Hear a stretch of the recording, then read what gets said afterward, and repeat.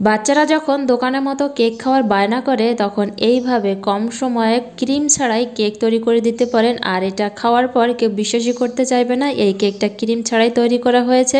কয়েকটি উপকরণ ব্যবহার করলেই ক্রিম তৈরি করে নিতে পারেন খুব সহজেই। আর এই ক্রিমটা বানানোর জন্য কোনো রকম ইলেকট্রিক বিটার বা হ্যান্ডউইচ কিছুই লাগবে না।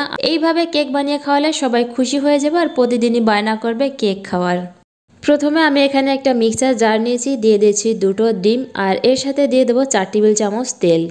এবার দিয়ে দিচ্ছি হাফ কাপ চিনি, মিষ্টিটা নিজেদের পছন্দ মতো কম বেশি বাড়িয়ে নিতে পারেন। আর এখানে দিয়ে দিচ্ছি স্বাদ মতো নুন। যে কোনো মিষ্টি জাতীয় খাবারে স্বাদ মতো নুন দিলে চিনির ব্যালেন্সটাও ঠিক থাকে আর খাবারটাও ভালো লাগে। এবার এর ভিতরে দিয়ে দিচ্ছি ভ্যানিলা এসেন্স, 1/4 চা চামচের মতো ভ্যানিলা এসেন্স দিয়ে দিলাম। এবার এটাকে ব্লেন্ড করে নেব। মিক্সিং বোলের ওপর একটা চালনি রেখেছি, এবার দিয়ে দিয়েছি 1 কাপ ময়দা আর দিয়ে দিয়েছি 1 টেবিল চামচ কর্নফ্লাওয়ার। কর্নফ্লাওয়ার দিলে কেকটা নরম তুলতুলে হয় আর কেকটা বানানোর পর অনেক সময় ড্রাই হয়ে যায়, এরকম ড্রাই একদমই হবে না।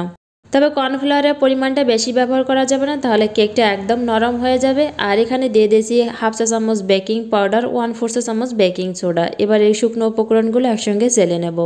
ডিম, চিনি এগুলো যে ব্লেন্ড করে নিয়েছিলাম এই মিশ্রণটি এবার শুকনো উপকরণের সাথে একসাথে খুব ভালো করে মিশিয়ে নেব।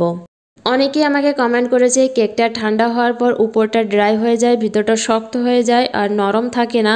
কেক বানানোর সময় এভাবে কর্নফ্লাওয়ার ব্যবহার করলে কেকটা ঠান্ডা হওয়ার পরেও নরম তুলতুলে থাকবে, ড্রাই হবে না।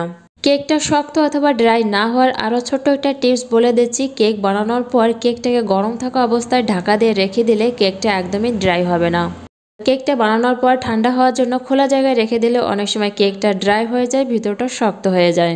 কেকের ব্যাটারটা ঠিক এরকম করেই রাখতে হবে। আর আমি এখানে কেক বানানোর জন্য একটা কেক টিন নিয়েছি, প্রথমে তেল ব্রাশ করে নিচ্ছি, এবার বাটার পেপার দিয়ে দিচ্ছি, উপর দিয়ে আবারও তেল ব্রাশ করে নেব। যদি হাতের কাছে বাটার পেপার না থাকে তাহলে ময়দা দিয়ে এটাকে কোট করে নিতে পারেন। উপর দিয়ে আবারও তেল ব্রাশ করে নিয়েছি, এবার কেকের ব্যাটারটা দিয়ে দেব। কেকটা আমি কোনো রকম ওভেন ছাড়াই বেক করে নেব। আর এইরকম একটা ডিশে আমি বেক করব, তার জন্য আগে থেকে নুন আর একটা স্ট্যান্ড দিয়ে 5 মিনিটের মতো ফ্রিহিট করে নিয়েছি। নুন না দিতে চাইলে এখানে বালিও ব্যবহার করতে পারেন। আর এবার এই কেক টিনটা এর ভিতরে দিয়ে দেব। আমি এরকম একটা সিলভারের ডিশে কেকটাকে বেক করছি, আপনারা চাইলে কড়াই বা হাঁড়িতেও বেক করতে পারেন। এবার এটাকে ঢাকা দিয়ে 30 থেকে 35 মিনিট বেক করে নেব। কেকটা বেক করার জন্য সময় কম বেশি লাগতে পারে। 35 মিনিট হয়ে গেছে, এবার ঢাকনাটা খুলে একটা টুথপিক দিয়ে চেক করে নেব কেকটা হয়েছে কিনা। টুথপিকে একদম পরিষ্কার বেরিয়েছে, তার মানে কেকটা হয়ে গেছে। এবার কেকটাকে নামিয়ে ঠান্ডা করে নেব। ক্রিম বানানোর জন্য আমি এখানে দিয়ে দিচ্ছি 2 টেবিল চামচ কর্নফ্লাওয়ার, 2 টেবিল চামচ গুঁড়া দুধ, 1 কাপ দুধ দিয়ে খুব ভালো করে মিশিয়ে নেব। আগে থেকে এখানে আগুনটা জ্বালানো যাবে না, গুঁড়া দুধ আর কর্নফ্লাওয়ারটা দুধের সঙ্গে খুব ভালো করে মিশিয়ে নিতে হবে, তারপর আগুনটা জ্বালাতে হবে।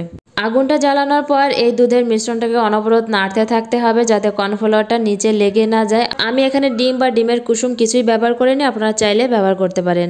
এবার এটাকে জাল করে ঘন করে নিতে হবে, বেশি ঘন করা যাবে না, একটু পাতলা করে রাখতে হবে। এটা যখন ঠান্ডা হবে এমনিতেই ঘন হয়ে যাবে। ক্রিমটা ঠিক এরকম করেই রাখতে হবে। এবার এটাকে নামিয়ে ঠান্ডা করে নেব। কেকটা ঠান্ডা হয়ে গেছে, এবার চাকু দিয়ে চারপাশে ছাড়িয়ে কেকটাকে নামিয়ে নেব আর বাটার পেপারটা ছাড়িয়ে নেব। তারপর কেকটাকে মাঝখানে কেটে নেব। কেকের যে চারপাশে এই যে ব্রাউন অংশটা রয়েছে এই অংশটা সামান্য করে কেটে আমি মিক্সিতে গুঁড়ো করে নেব।